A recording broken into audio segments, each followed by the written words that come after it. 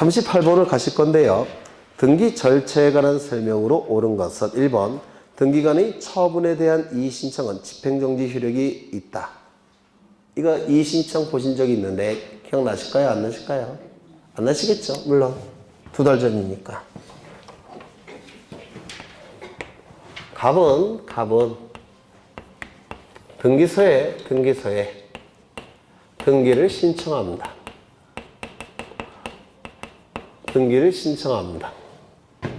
그런데 이 등기소에서는 이 등기 신청에 대해서 결정을 합니다.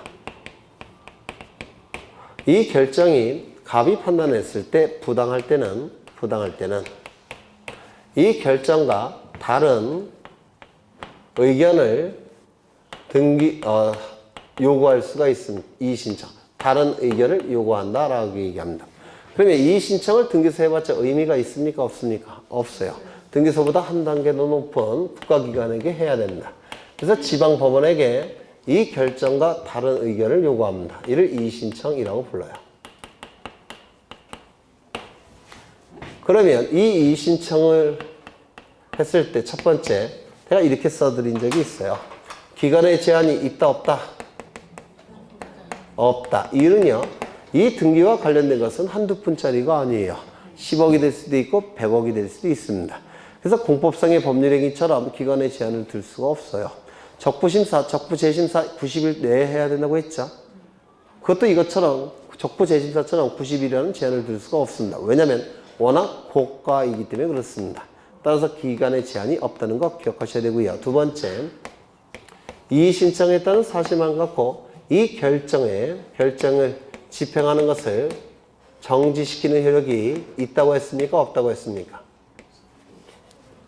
지금 이의 신청했다는 사실만 갖고 등기소에 이 결정의 효력이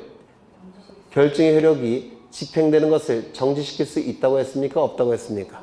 없다고 했어요. 왜요? 만약에 집행정지효가 있게 되면 이것이 부당할 때만 이의 신청을 해야 되는데 이걸 정지시키기 위해서 정당할 때도 이의 신청을 해버립니다. 사람들이 보통. 그러면 법관의 일이 너무 많아져요. 따라서 이 이의 신청했다는 사실만 갖고 이 등기소의 처분 결정의 집행을 정지시키는 효력은 없다라고 얘기합니다. 이것도 시험에 잘 나오죠. 두 가지 좀 기억해 두실 필요가 있습니다. 그래서 1번 지문은 이따 틀렸습니다. 2번 소유권 이전 등기 신청 시 등기 의무자의 주소 증명 정보는 등기소에 제공하지 않는다. 이것도 대단히 중요한 내용인데요. 아직 제가 설명을 드린 적은 없어요. 그래서 오늘 좀 기억해 두시면 좋을 것 같아요.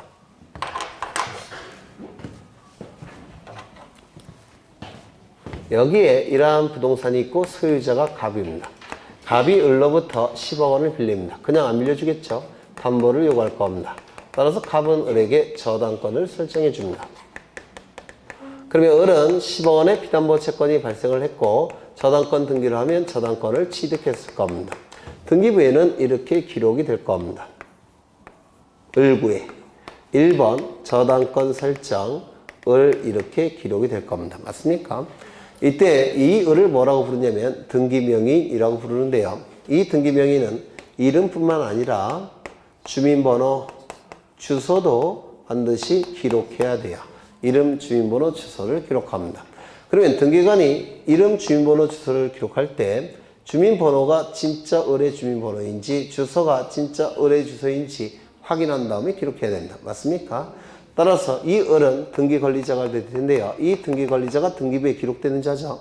이 등기관리자는 반드시 주민번호를 증명하는 정보, 주소를 증명하는 정보를 등기 신청 시 첨부해야 됩니다. 첨부해야 돼. 이거 했나? 네, 한 것 같네요. 네. 그러면 이 원칙적으로 주민번호 증명정보, 주소 증명정보는 누구만 첨부합니까? 등기관리자만 첨부합니다. 그런데 소유권 이전 등기의 경우에는 누구도 첨부한다고 했습니까? 등기의무자. 그걸 얘기하는 거예요. 네. 두 번째는 그러면 꼭 기억해 두셔야 돼요. 여기 이러한 부동산이 있고 소유자가 갑입니다. 등기부에는 기록되겠죠? 네. 이렇게 기록이 될 겁니다. 1번 소유권 보전 갑. 그리고 이 이름과 주민번호와 주소를 기록해야 되겠죠? 따라서 소유권 보전 등기 신청할 때도 당연히 주민번호, 주소증명정보 첨부해야 될 겁니다. 그 다음에 갑이 을과 매매 계약을 체결합니다. 소유권 이전 등기가 이루어지면 갑이 가진 소유권은 을의 소유권으로 변동이 되겠죠. 을은 등기 관리자, 갑은 등기 의무자가 되겠죠.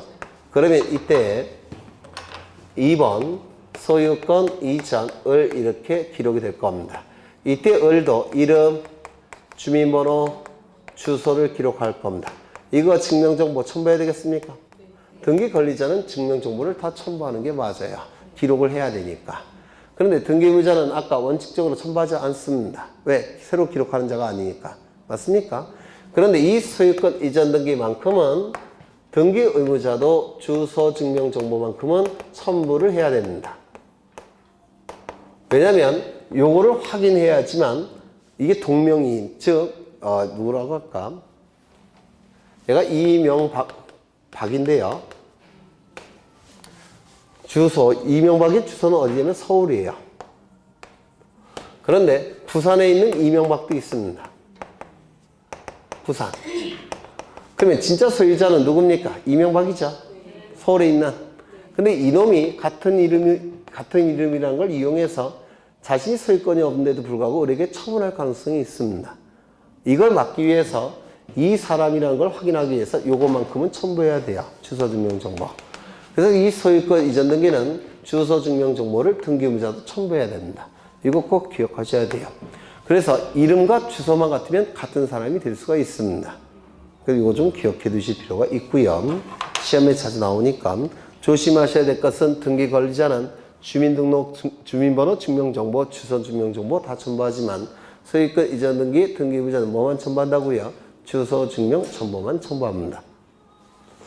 그 다음에 틀렸죠? 그러니까 네, 3번 지방자치단체가 등기관리자인 경우 등기관은 등기필 정보를 작성, 통지하지 않는다. 이것도 맞는 지문이에요. 이 등기필 정보는 등기의무자가 권리가 있다는 사실을 등기관에게 확인시키는 용도로서 이 등기필 정보를 등기소에 제공하는 거죠. 그런데 국가나 지방자치단체가 등기의무자일 때는 거짓으로 등기를 신청할 가능성이 있습니까? 권리가 없는데도 불구하고 등기를 신청할 가능성이 있습니까? 없어요. 국가는 지방자치단체는 등기의무자일 때 이런 거 첨부할 필요가 없습니다. 왜? 권리가 없다는 사실을 구태여 확인시킬 필요가 없다는 겁니다. 거짓의 등기를 신청할 가능성이 없기 때문에. 4번 자격자 대리인이 아닌 사람도 타인을 대리하여 전자신청할 수 있다. 아까 보셨죠? 자격자 대리인만 전자신청이 가능하다고 했죠. 네. 5번 전세권 설정 범위가 건물 전부인 경우 전세권 설정 등기 신청 시 건물 도면을 첨부 정보로서 등기소에 제공해야 된다. 지난 시간에 했죠. 표로서 부동산 일부에 대해서 용익물권, 지상권, 지역권, 전세권, 임차권 등기 신청 시에는 반드시 뭘 첨부한다고요? 도면. 전부일 때는 첨부할 필요가 있다 없다? 없다. 일부일 때만 첨부한다고 강조를 드렸고요. 넘기겠습니다. 그 다음에 395쪽에 40번을 보실 건데요. 갑이 자신 소유인 A 토지와 B 토지를 합필하여 합필 등기를 신청하고자 한다. 합필 등기를 신청할 수 없는 사유에 해당하는 것은 이것 좀 보겠습니다. 이거는 저번 때 설명을 드렸으니까 이해하실 수가 있으세요. 여기는 100번지 토지고 여기는 101번지 토지입니다.